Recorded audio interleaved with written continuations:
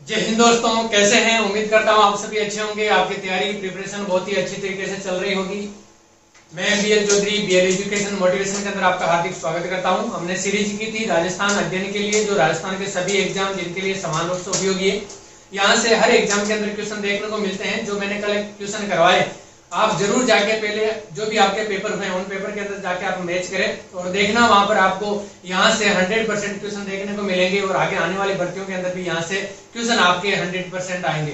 तो उम्मीद करता हूँ आप इस सीरीज से जुड़ेंगे और लास्ट तक बने रहेंगे इस क्लास से, क्योंकि यहाँ से आप कुछ न कुछ सीख के जाएंगे और आपकी तैयारी के अंदर काफी ये महत्वपूर्ण सिद्ध होने वाले हैं। ये क्वेश्चन की सीरीज है जो आज हमारे राजस्थान के ज्यादा से ज्यादा कृषि से संबंधित ही इस चैप्टर के अंदर लिया गया है और ये आपकी क्लास 7th क्लास से हम अभी चल रहे हैं राजस्थान अध्ययन के अंदर। तो एक भी चीज, एक भी क्वेश्चन, एक भी टॉपिक मैं पीछे नहीं छोड़ूंगा। आपका सारे के सारे टॉपिक क्वेश्चन आपको क्लियर करवाते जाऊंगा। तो चलिए हम ज्यादा समय वेस्ट नहीं करते हुए आज की हमारी इस क्लास को शुरू करते हैं, जिसका पहला क्वेश्चन आप लोगों के समक्ष है, जिसकी मैं थोड़ी सी साइज बढ़ाने के लिए बोलूंगा आपके लिए। अब आप आराम से इसको देख पा रहे होंगे और आपकी जो भी वॉइस वगैरह, जो भी इसको देखने की जो भी समस्या है वो दूर मैंने लगभग कोशिश की करने की। तो चलिए, हमारा पहला क्वेश्चन है, राजस्थान में मौसम के आधार पर फसलों के कितने प्रकार हैं। राजस्थान के अंदर मौसम के आधार पर कितने प्रकार के फसलों के प्रकार हैं। तो ये हमारा राइट आंसर हो जाएगा ऑप्शन नंबर 3। आपको पता है कि ये 3 कौन कौन सी है, जायद की फसल, खरीफ की फसल और रबी की, ये तीनों यहाँ पर लिखा हुआ है। अब इसके अंदर हम देखते हैं कि रबी की फसल के अंदर कौन कौन सी फसलें हैं जिनको इंक्लूड किया गया है। गेहूं, सरसों, चना, चुकंदर, इनको सर्दियों के अंदर बोई जाने वाली फसलें हैं जिनको रबी की फसल बोला जाता है। नेक्स्ट है हमारा खरीफ की फसल, जिनको बारिश के समय के अंदर बोई जाती है। ये बाजरा, ग्वार, मक्का, चावल, कपास, मोट, ये फसलें हैं यहाँ पर। उसके बाद में जायद की फसलें, जो फल, खरबूजा, ककड़ी, सब्जी, इनको अप्रैल के अंदर, मैं आपको बता दूं यहाँ पर इन फसलों को बोने का जो समय है वो भी थोड़ा सा नीचे इस क्वेश्चन को वापस ले आना। चलो, इसमें नेक्स्ट क्वेश्चन के अंदर मैं आपको क्लियर कर दूंगा। हमारा यहाँ पर सेकंड क्वेश्चन है, जायद फसल की कटाई कब की जाती है। तो जो जायद की फसल है इसकी कटाई कब की जाती है, तो जून के अंदर जायद की फसल की कटाई की जाती है। ऑप्शन नंबर बी हमारा राइट आंसर हो जाएगा। अब मैं सभी फसल के बारे में जो मौसम के आधार पर बोई जाती है इनके बारे में बता दूं। सबसे पहले आप लोगों के लिए है जायद। तो ये जायद की जो फसल है ये अप्रैल के अंदर बोई जाती है और जून के अंदर इसको काट लिया जाता है। उसके बाद में आपकी खरीफ की फसल है। खरीफ की फसल आप लोगों के लिए जुलाई के अंदर बोई जाती है और अक्टूबर के अंदर इसको काट लिया जाता है और अक्टूबर नवंबर तक ये चलती है। तो लगभग हम जुलाई अक्टूबर तक इसको पूरी फसल की समाप्त हो जाती है, इसकी कटाई और इसकी बुआई। इसके बाद में आती है हमारी रबी की फसल। रबी की फसल को अक्टूबर नवंबर के अंदर इसको बोई जाती है और ये मार्च अप्रैल के अंदर इसको काट लिया जाता है। यानी कि इसके जो रबी की फसल, यहाँ पर राजस्थान का जो पश्चिमी राजस्थान है ये शुष्क क्षेत्र है, तो यहाँ पर ज्यादातर खरीफ की फसल ही होती है और इस खरीफ की फसल को जुलाई के अंदर बोते हैं और अक्टूबर नवंबर के अंदर इसको काट लिया जाता है। इसके मतलब अपनी भाषा के अंदर खड़ा निकाल के और रास है कि घर ले आवे। तो आप लोगों को ध्यान रखना है इस चीज का, ये आप लोगों के लिए काफी इंपॉर्टेंट क्वेश्चन है। ये क्वेश्चन भले आपको छोटे लग रहे हो लेकिन आपके हर एग्जाम के अंदर यहाँ से क्वेश्चन आते हैं और आप लोग हो चाहे मैं हो कोई भी हो, यहाँ पर छोटे छोटे क्वेश्चनों पर ध्यान नहीं देते हैं और ये हमारे गलत हो जाते हैं। नेक्स्ट क्वेश्चन है हमारा क्वेश्चन नंबर 3, जो एवं ज्वार की फसलों के लिए असत्य कथन है। यानी कि जो हमारे को 4 ऑप्शन दिए गए इनमें से ऐसा कौन सा कथन है जो असत्य है जो और ज्वार की फसल के लिए। तो सबसे पहला है शुष्क व अर्ध शुष्क जलवायु की फसलें हैं। बिल्कुल, राजस्थान के अंदर जितने भी होने वाली ज्यादातर फसलें शुष्क और अर्ध शुष्क जलवायु की ही फसलें होती है। नेक्स्ट है उत्पादन जिले, जो और ज्वार के लिए जयपुर और अजमेर दोनों ही उत्पादक जिले हैं। तीसरा है ये खाद्यान्न फसलें, बिल्कुल जो और ज्वार खाद्यान्न फसलों के अंदर आती है। और नेक्स्ट है हमारा इनको अप्रैल में उगाया जाता है। ये हमारा जो राइट आंसर हो जाएगा, क्योंकि इनको अप्रैल के अंदर नहीं उगाया जाता है जो एवं ज्वार को। ये खरीफ की फसलें हैं। जो और ज्वार है ये खरीफ की फसलें हैं और इसके अंदर आपको ज्वार है, ये जो खरीफ की फसल है, ज्वार खरीफ की फसल है, लेकिन जो है ये रबी की फसल है। आप लोगों को ध्यान देना है, दोनों को मिक्सअप करके यहाँ पे दिया है, लेकिन इन दोनों को ही अप्रैल में नहीं उगाया जाता है, क्योंकि ज्वार की जो फसल है खरीफ की, ये जुलाई के अंदर इसको बोया जाता है, और जो है ये रबी की फसल जिसको अक्टूबर नवंबर के अंदर बोया जाता है।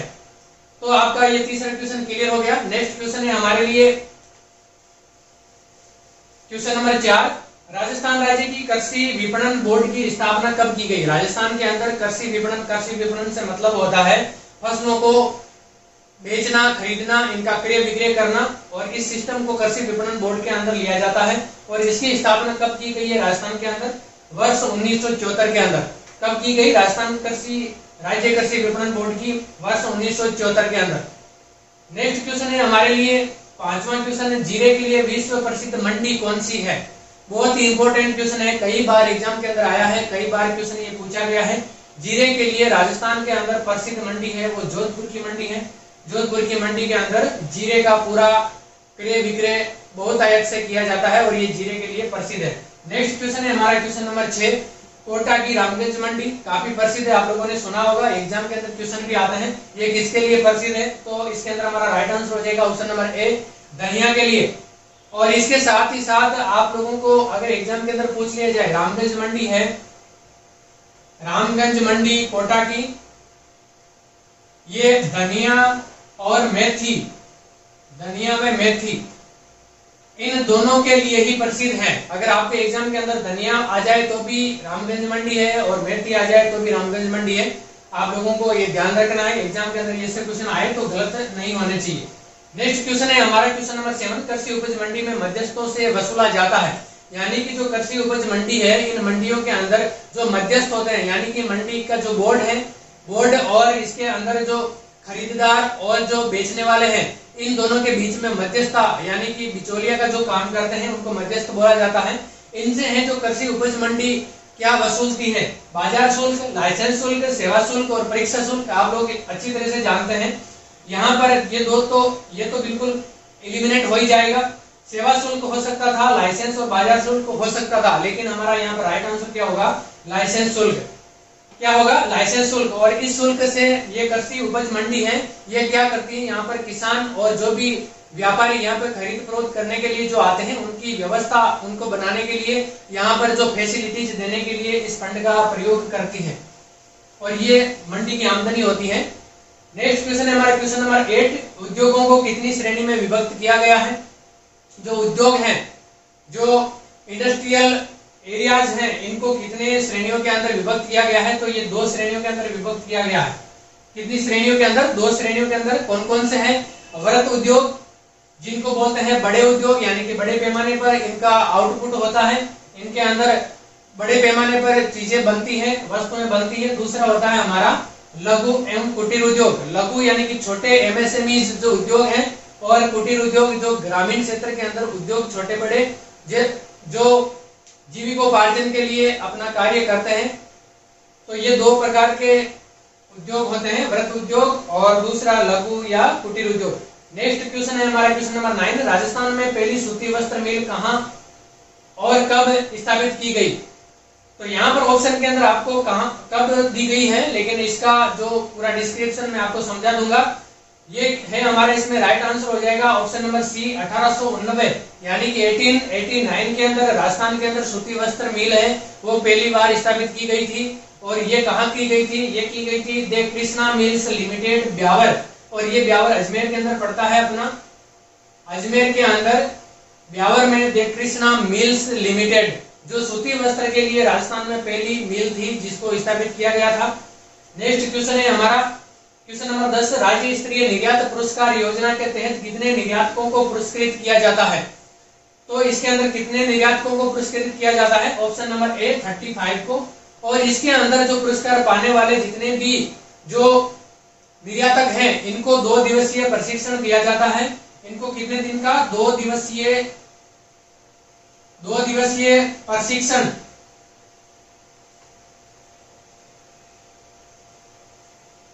2 दिवसीय क्या दिया जाता है? प्रशिक्षण। 2 दिवसीय प्रशिक्षण दिया जाता है, जो बिल्कुल निःशुल्क होता है। और ये किस लिए होता है? कि प्रोत्साहन देने के लिए निर्यातकों को। इसके अंदर क्या अमेंडमेंट करने चाहिए कैसे है जो अपना जो कारोबार है, वो उद्योग जगत है, उसको बढ़ाना चाहिए। इन सभी के लिए 2 दिवसीय फ्री ट्रेनिंग इनको दी जाती है।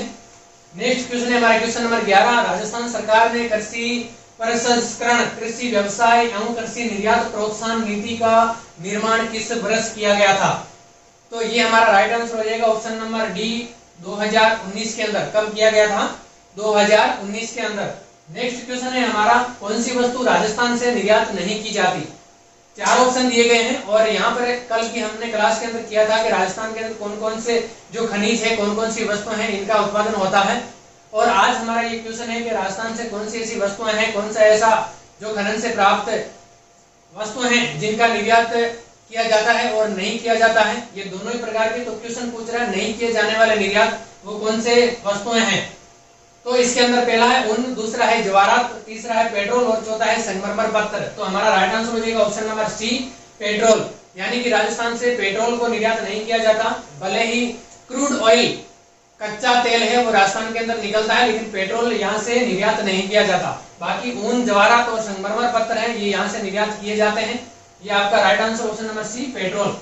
नेक्स्ट क्वेश्चन है हमारा क्वेश्चन नंबर 13। राजस्थान में किसानों हेतु कृषि की आसानी के लिए कृषक कल्याण कोष का गठन कब किया गया? तो ये हमारा राइट आंसर हो जाएगा ऑप्शन नंबर बी, 16 दिसंबर 2019 को। कब किया गया?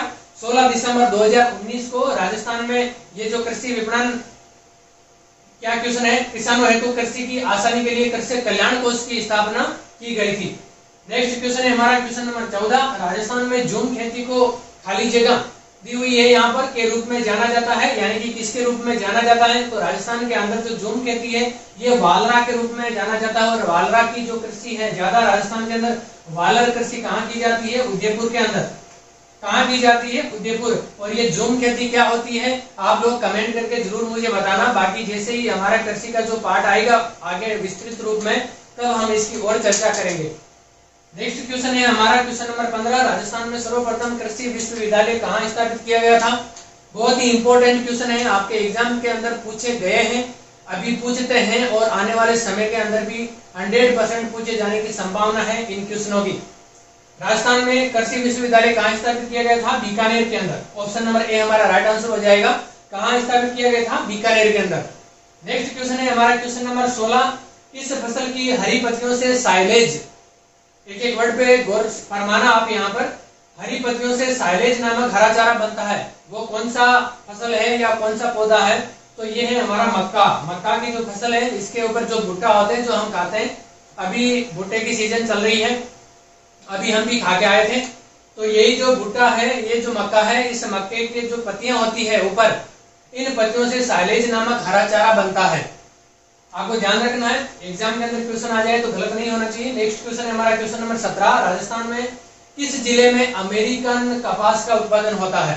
अमेरिकन कपास का उत्पादन राजस्थान के कौन से जिले में किया जाता है? तो ऑप्शन नंबर हमारा डी, राइट आंसर, गंगानगर के अंदर। कहाँ किया जाता है? गंगानगर के अंदर। नेक्स्ट क्वेश्चन है हमारा क्वेश्चन नंबर 18।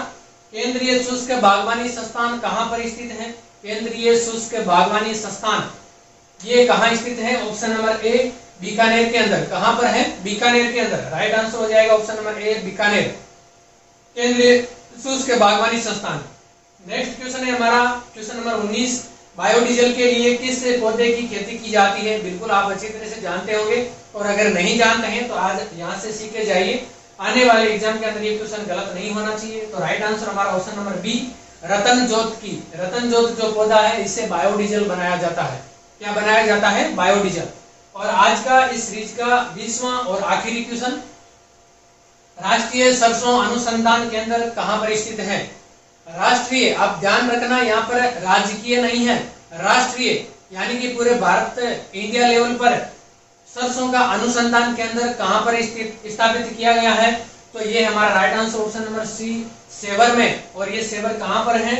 सेवर है भरतपुर के अंदर। कहां पर है? भरतपुर के अंदर। भरतपुर के अंदर सेवर नामक जगह, जहां पर राष्ट्रीय सरसों अनुसंधान केंद्र स्थापित किया गया है। और आज लास्ट हमारा इसके बाद में थैंक्स फॉर वाचिंग, यानी कि बीएल एजुकेशन एंड मोटिवेशन और इंडिया लेवल के लिए बीएल एजुकेशन 247 के साथ जुड़ने के लिए, इस परिवार का हिस्सा बनने के लिए आप लोगों का तहे दिल से शुक्रिया और वेलकम।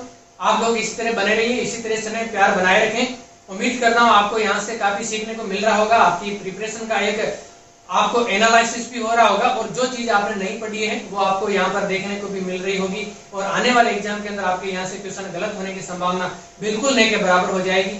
उम्मीद करता हूँ आप इसी तरह बने रहेंगे। जय हिंद, जय भारत।